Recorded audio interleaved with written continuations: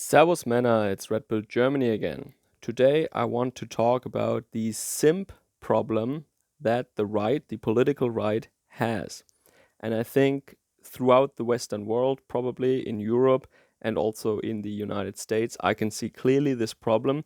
And it annoys me because it is a detriment to the success of right wing parties and movements. So I want to explain again what I mean by that. And I don't do that out of the blue, no. But in Germany, there has been a recent development where you can clearly see that there is a big simp problem on the right. And in today's video, I have to say, okay, first and foremost, this is not a drama video. I haven't said anything at the time last year because I hate drama. I hate to badmouth other people or content creators. I don't like this kind of drama. But this is not about drama. This is about strategy or about a problem that I see. And I want to talk about this problem. This is not aimed at any person, but I cannot really do without it. So there is a really good video in German that describes the situation.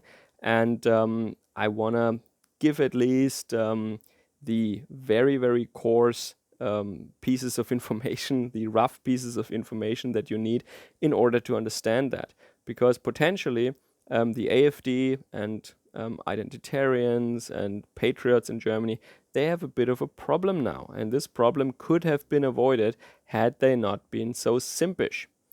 Okay, so in today's video, I want to first tell you about this particular case. And of course, I have to name some names. But if you are German, if you speak German and you follow the events on the political right in Germany a little bit, then you know exactly who I mean, and you probably know it already. But if not, then I will just, I will roughly explain the story. And then I will tell you what I think really the problem is and what should be done about that. Okay, so, but before I start, I want to say that already in 2016, by the end of the year 2016, I have already made a video and I warned about exactly that. Now, I hate to be wrong as always, but I called it. And the video was called, I think, Nationalist Women LOL or something like that. And I used the analogy of the hype cycle, or the concept of the hype cycle, by analogy of 3D printing and women in comic book culture and video games, where I said, yeah, okay, in the beginning, the trailblazers, the people who do the hard work, it's normally men. And then when an industry, a technique is established, when it's safe, when there is a lot of money being made with that, right? Like with video games these days, then the women start coming in and they demand a seat at the table. But if you remember, if you're a little older, back in the 80s or even in the early 90s, if you were a guy and you were passionate about video games, for example, then you were a freak, a geek, a loser, and women would avoid you. But now they want women quotas in video game companies because it's nice office jobs. Okay, so check out my video from back then. I think it is still valid, but more to the point now, what really happened in Germany. So there is a girl called Lisa, and for many middle-aged men, she is a very attractive woman. Yeah? Um, and she, in early 2019, I think it was, so not too long ago, think about it, beginning of last year only, she appeared on the scene and she was in Cologne and she wanted to join the identitarians there and form some kind of a women's group there. And what I also already described in my video in 2016 is how women, when they infiltrate these groups, they're hardly accepted in the group and they already start poisoning parts of the group against each other. They're poisoning the well. I don't know if that's the right analogy, but they want to be the gatekeepers. They want to decide who is in the group and who is out. And those men who are not useful to them, who are not simps, they will badmouth them. and they will use their female charms in order to get the other men to go against the men that are not simping, that are not useful to her. And this is how she divides the group after she infiltrated it and destroys the group from the inside. This is what many women do automatically. Maybe it's genetic, I don't know. So, and in this case, it was the same. Yeah, maybe she was accepted right away. She was, yeah, and I don't have to tell you that. I think, that right-wing groups, right-wing parties, movements, conservatives, what have you, they want young, attractive female faces because this is the demographic that they don't really have in large numbers, and that would also attract men or other women. That is a key demographic.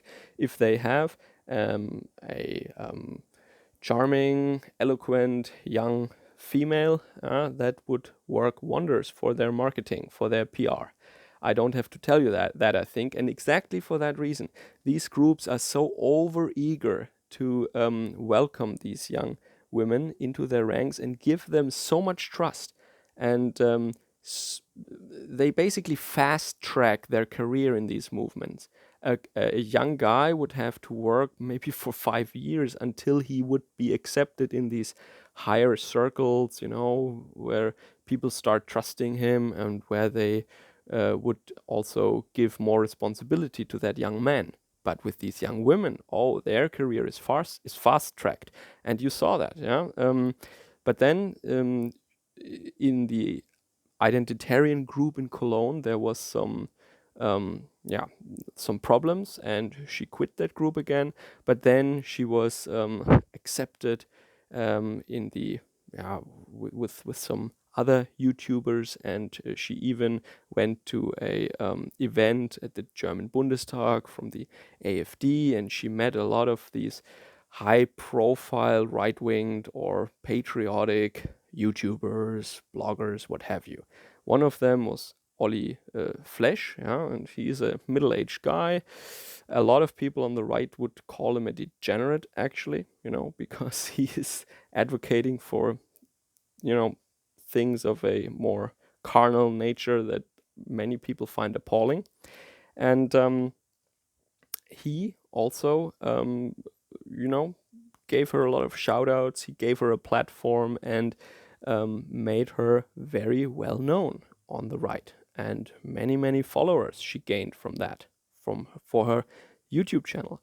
And the funny thing is that about this woman, there are so many red flags, right? I mean, she's a single mother first and foremost. And then she herself has a migratory background, which is in and of itself not bad. I mean, there are many migrants, many foreigners, or maybe they have a German passport now, but they're not ethnic Germans.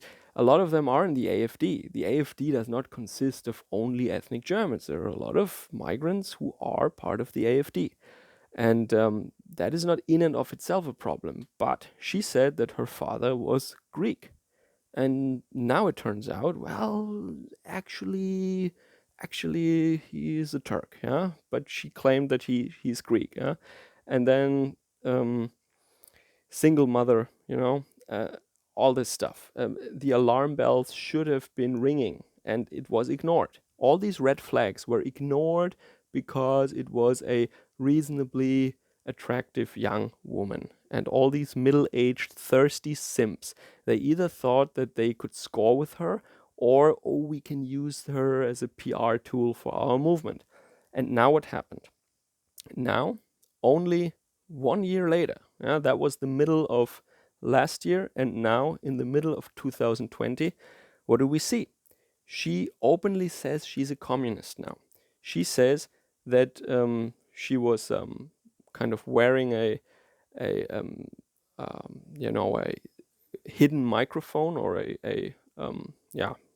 she was basically carrying a recording device in secret to an AfD event where she provoked maybe some politicians and had them say, or made them say some really, really nasty stuff. Apparently, it's not really out yet. I don't know what she recorded, but some stuff that would make these politicians look very bad. So she went undercover into the AfD in order to hurt the party. And she also made a lot of claims about identitarians, and in order to harm them. And yeah, her goal now is to quote unquote burn the right down, or to destroy the German right, the right wing, party that we have, the AfD, and also the meta political movements, and this is something that could have been avoided. Now, I don't think that she was really a communist already in the beginning, whose plan it was already 2 years ago to go undercover and find dirt or something.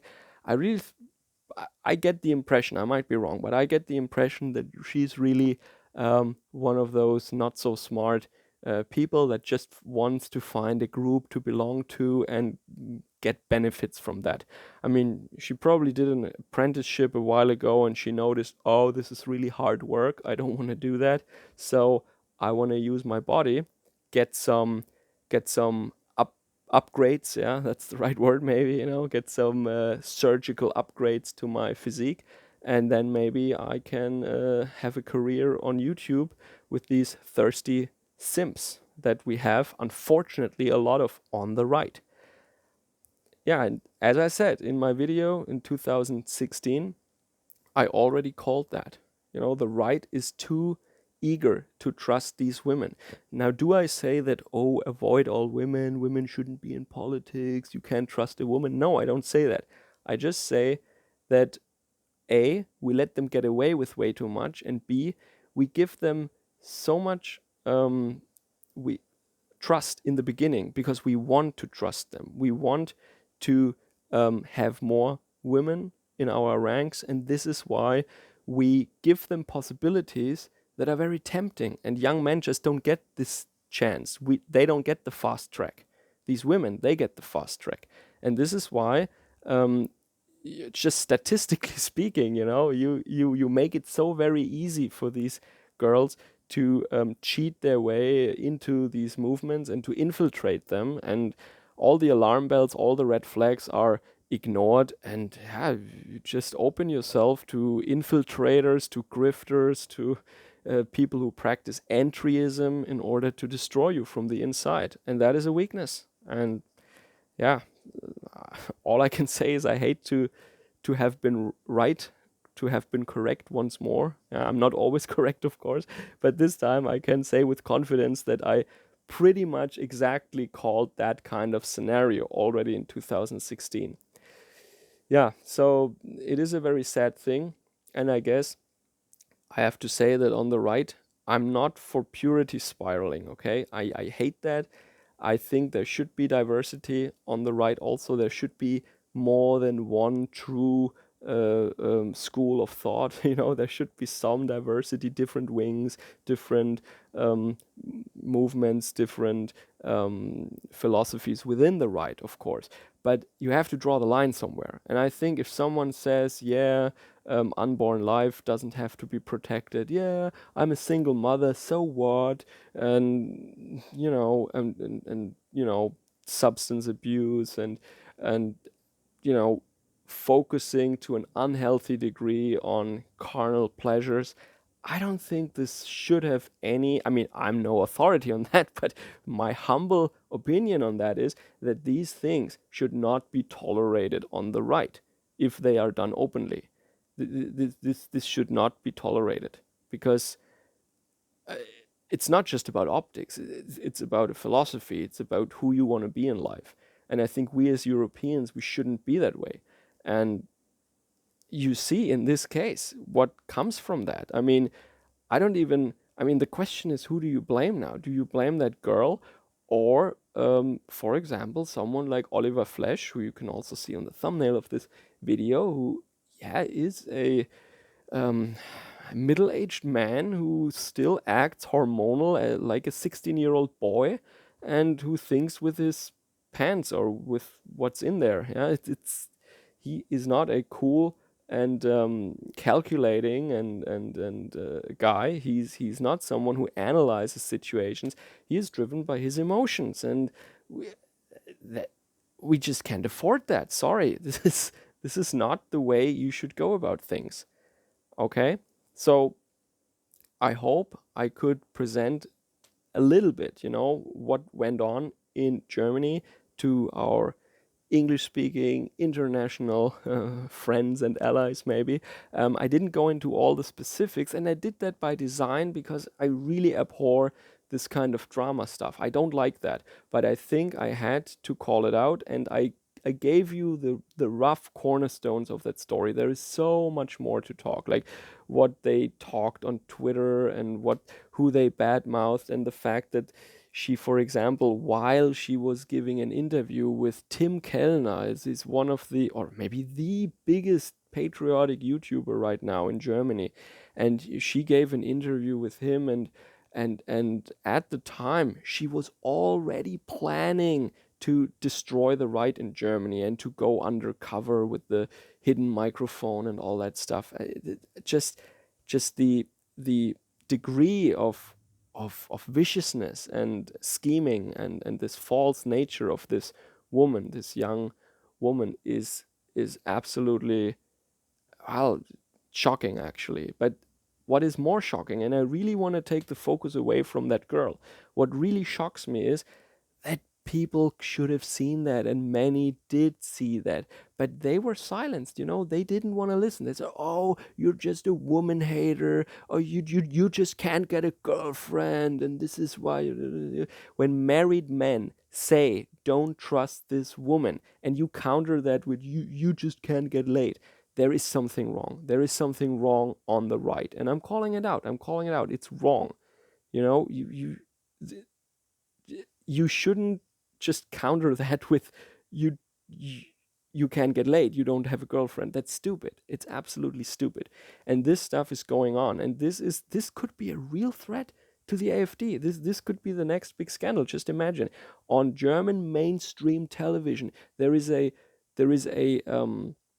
big revelation, the big undercover story from, what the AfD doesn't want you to know, and how they talk when they're amongst themselves. This is the true face of the AfD, how they talk like behind closed doors. Shocking revelation from an undercover camera recorded by someone who wants to leave the scene because she is so shocked by all these horrible right wingers, and she just can't take it anymore. So she has to break with her past as a evil right winged young woman, and she is now with the good guys, right? Just imagine, what that would do, how that could potentially hurt the success of the AfD in the next years, in the next election cycles, what have you. And all because some people were thinking not with their, not with their brains, but, with their, you know, with the little guy or big guy, whatever, it's just stupid, okay? And I want to leave it at that. And, you know, many people saw it, and many people saw these red flags, but they were ignored. And that just can't happen anymore. It's not professional, okay? All right. So I hope I can catch you guys again later next time. Take care, and Servus, Kameraden.